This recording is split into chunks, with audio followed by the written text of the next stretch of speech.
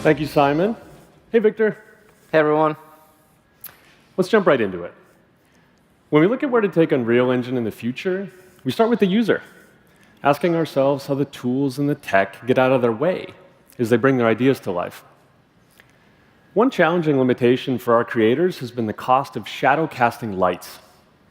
To that end, we've developed new technology that enables artists to use orders of magnitude more and higher quality light sources than ever before.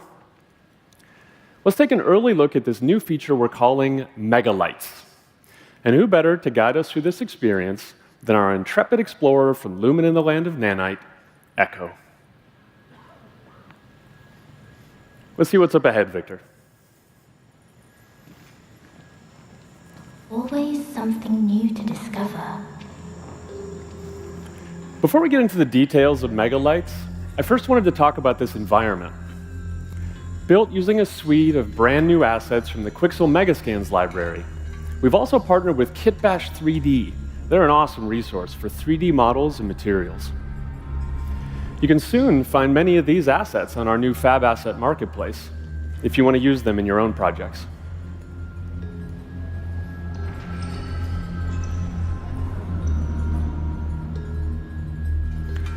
Moving on, let's talk Mega Lights. Unreal Engine is at its best when users can express themselves without technical constraint.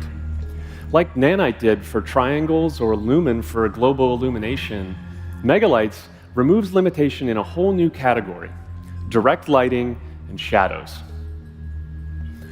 Take, for example, these textured area lights, considered the gold standard of offline rendering. Here they are, in real time, spilling vibrant color into the scene, casting soft shadows, and illuminating the environment in a way artists simply couldn't have done before.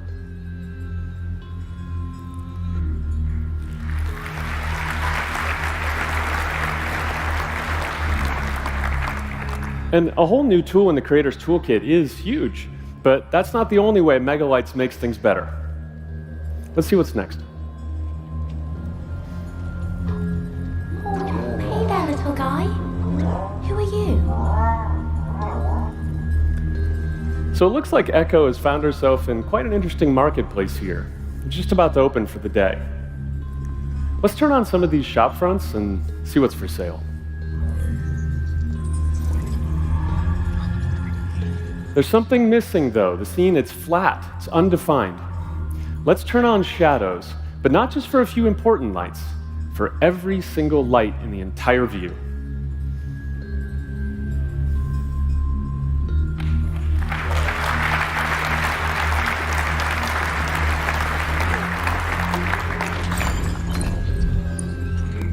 From these main shop fronts to the screens, the displays, the flickering oil lamps, string lights, candles, signs, we're free to use whatever lights we need to tell our story and bring this beautiful environment to life.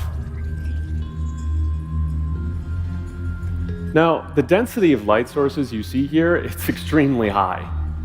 And this is what you get when artists are working playfully, without limitation. Okay, let's go back to the scene. Victor, let's go further. Let's activate all these animated drones and robots. Over 1,000 individual shadow casting light sources in this view alone. Wow, like little fireflies. All of these lights, they're movable, dynamic, scattering through the volumetric fog, and Mega Lights handles this impressive scene without missing a beat.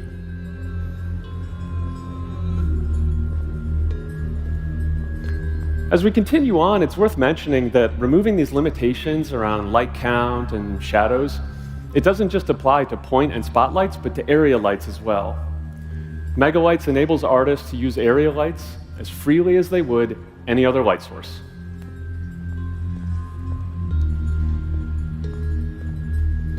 Now, whether you're using textured area lights, light functions, crisp shadows, or lovely soft shadows, you can have huge numbers of lights of any type in whatever configuration works best for your scene.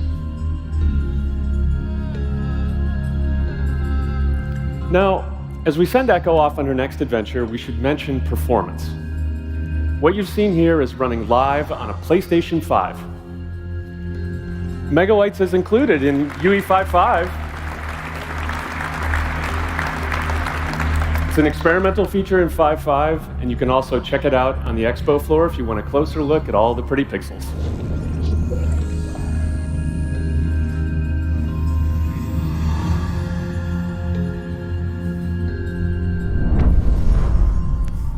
Thank you very much. Back to you, Simon.